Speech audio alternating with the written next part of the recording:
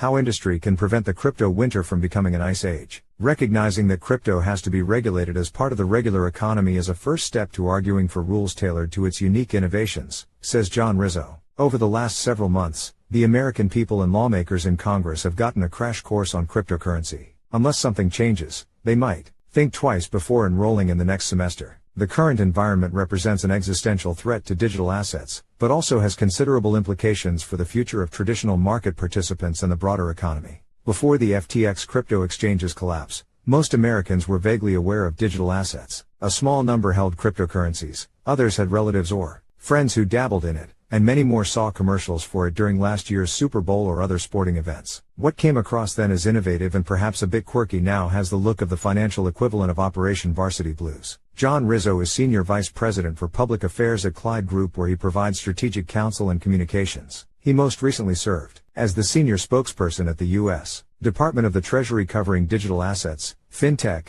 climate finance, financial stability, domestic finance and economic policy. This op-ed is part of CoinDesk's Policy Week. As we enter a year of likely regulatory and legislative action, cryptocurrency is indeed in a moment of crisis. The so-called crypto winter could easily turn into an ice age, unless market participants work to define the digital asset ecosystem outside of what the American people and lawmakers are seeing on their screens every day. It's a tall task given the gravity of what's taken place, but a necessary one given the implications for American economic competitiveness and traditional market participants as well. When thinking of what's at stake, we have to consider digital assets in their appropriate context. While digital assets represent a new financial innovation, they also reflect a broader trend of digitization in finance that has occurred over decades and is unlikely to change. Observers of financial innovation have seen this cycle before during other periods of disruption. Innovation occurs among a host of new market participants. Many fail and some succeed, but along the way, and perhaps most impactfully, traditional market participants seize certain elements of the innovation,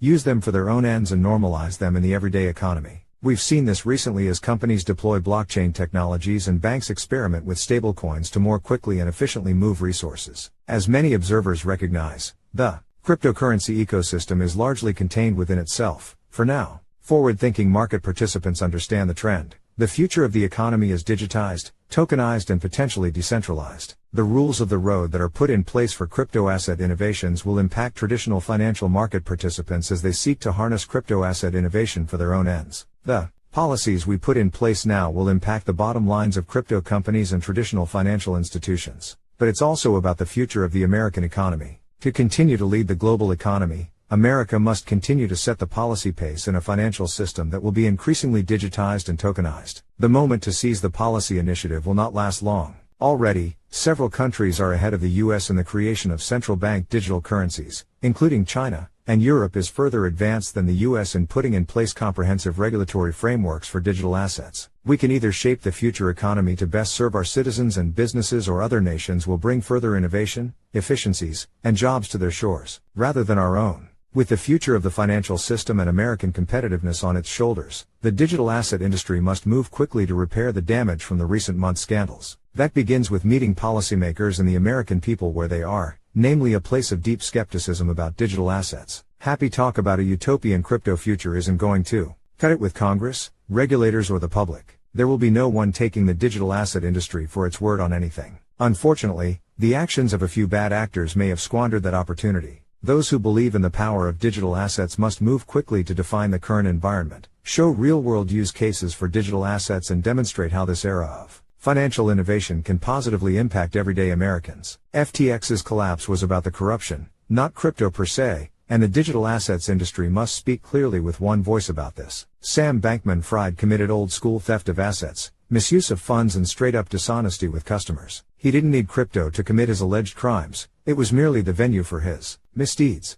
Unfortunately, Bankman-Fried's alleged malfeasance has become the image that lawmakers and the American public have about digital assets, when most in the community are driven by a hunger to reform the financial system and improve the lives of people who exist outside of it. The cryptocurrency industry must also come together to hold its own accountable and embrace appropriate regulation. Refusing to tolerate fraudsters, scammers and money launderers will strengthen the case for lawmakers and the American public for the continued existence of its innovation. Moreover, An industry that recognizes that it must exist within a regulatory perimeter as part of the regular economy will be in a better position to argue for rules that are tailored to its unique innovations. The industry's North Star cannot be growth at any cost and musing about numbers going up. A desire for sugar-high growth must be replaced by demonstration of real value. Many in the digital assets community have been fighting for these exact things for years, only to be washed over by the wave of FTX's misdeeds. The digital assets industry has a significant responsibility to right the ship following FTX's collapse, but Washington, D.C., has a responsibility as well. For digital asset innovation to benefit the economy and regular Americans,